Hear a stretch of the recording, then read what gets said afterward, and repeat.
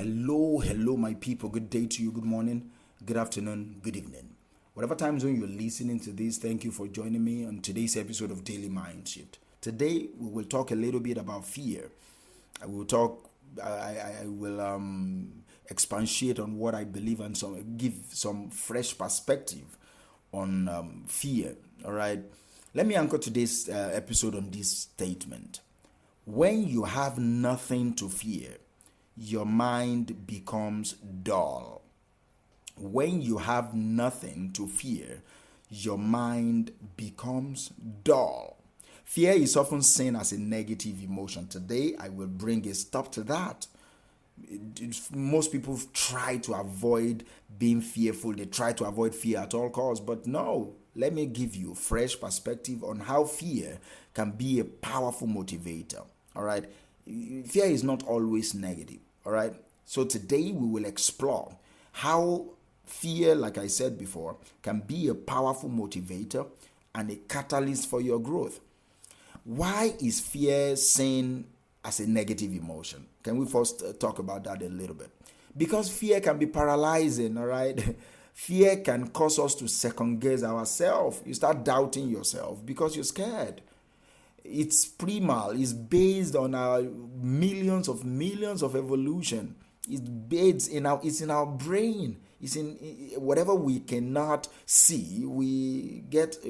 Whatever we don't understand or cannot see, we are scared of. Do you understand? So fear, the feeling of fear makes us to second guess ourselves.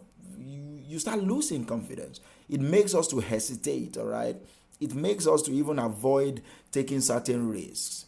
When we are afraid, we are less likely to take action, and these often hold us back in life. But today, I want you to see fear also in a new light, that fear can be a powerful motivator.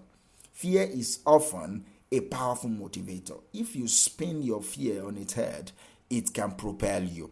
When we are afraid of something, we are more likely to take action to avoid it. We are more likely to take action to overcome it. The problem of fear, let me say this, the problem that people have about fear is that they put fear in front. So fear blocks them from moving forward. When fear is in front of you, it stops you from moving forward. But when fear is behind you, it pushes you to move forward. Do you understand it? Do not put fear in front of you, because it will stop you from going forward. Anytime you are fearful and you are paralyzed, that means fear is in front of you. But when you put fear behind you, it pushes you out of your comfort zone and it helps you to grow as individuals. Do you understand? Where we place fear is where the problem lies. Where we place fear, fear becomes a negative force when you put it in front of you. It becomes a powerful motivation when you put it behind you. It propels you. It pushes us out of our comfort zones, and it helps us to grow as individuals. Do you understand? So when you have nothing to fear, like I said, your mind becomes dull. This means that when we are not afraid of anything, we are less likely to take any risk at all. When we are not afraid of anything, we are less likely to challenge ourselves. When we are not afraid of anything, we are less likely to grow as individuals. We become complacent. We become stagnant. We stop because you're not scared of anything. And I'm not talking about being confident here. I'm saying nothing is even, you're not scared of anything. You're not scared of losing your life. You're not scared of dying young. You're not even scared at all of anything. It dulls your brain. You won't be sharp. The reason why most people are highly intelligent is because they are scared. The reason why most people are very rich is because they are scared of being broke. So the fear of being broke pushes them to find ideas, to look for opportunities, and to make a lot of money. When we have nothing to fear, we are also less likely to be creative. Do you get? Our creativity often comes from a sense of urgency, from the need to solve a particular problem, from the need to overcome a particular challenge. That is often where most of us get our creativity from. We get it from fear. So when we have nothing to fear, we are also less likely to be creative. Do you get? We are less likely to be creative, and we are less likely to come up with innovative solutions to our problems. Our mind literally becomes numb. We become dull. Do you understand what I'm saying? So how can you now use fear to your advantage? First, it's important for you to recognize that fear is a normal emotion. It is not something that is bad or something that is good. It is just an emotion. We all experience fear, like I said earlier, at one point or another. And it's not something that you should be ashamed of anyway. So, number one, you need to accept that fear is normal. And the next thing I will tell you straight is you need to identify, what are you really afraid of?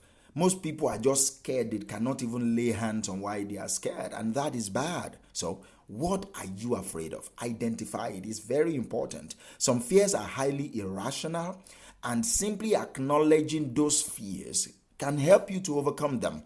When you know that this fear is based on nothing, it's just highly irrational, then you know that, oh, okay, since I've already acknowledged the fact that this fear is irrational, it's easy to overcome them. It's easy to overcome them. Many people are afraid of flying in an airplane. Why? Because they believe it can crash. Go and just Google statistics of plane crash as against some basic domestic accident. You will discover that most people die from domestic accidents than from plane crash. Do you understand? So that type of fear is irrational, but it can paralyze you. It's making some people never to go into the airplane and fly. But it's irrational. So when you acknowledge that type of fear and you do a bit of research around them, you'll be able to overcome them.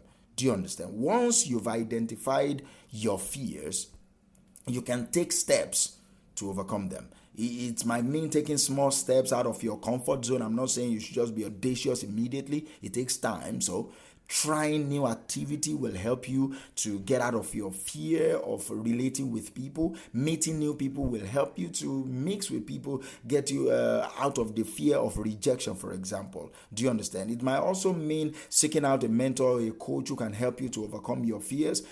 Go for some online courses that will help you to overcome your fears. All right. So, and it's also important for you to learn how to reframe your perspective. Like I said before, fear in front of you will stop you, but fear behind you will push you. So always place your fear behind you to propel you forward. Do you understand? Reframe your perspective on fear. See it as an opportunity for growth. See it as something that will make you better rather than something to be avoided. Do you get? See fear as something that is designed to make you better rather than designed to stop you. Fear is not meant to stop you. Fear is a signal. It's an information.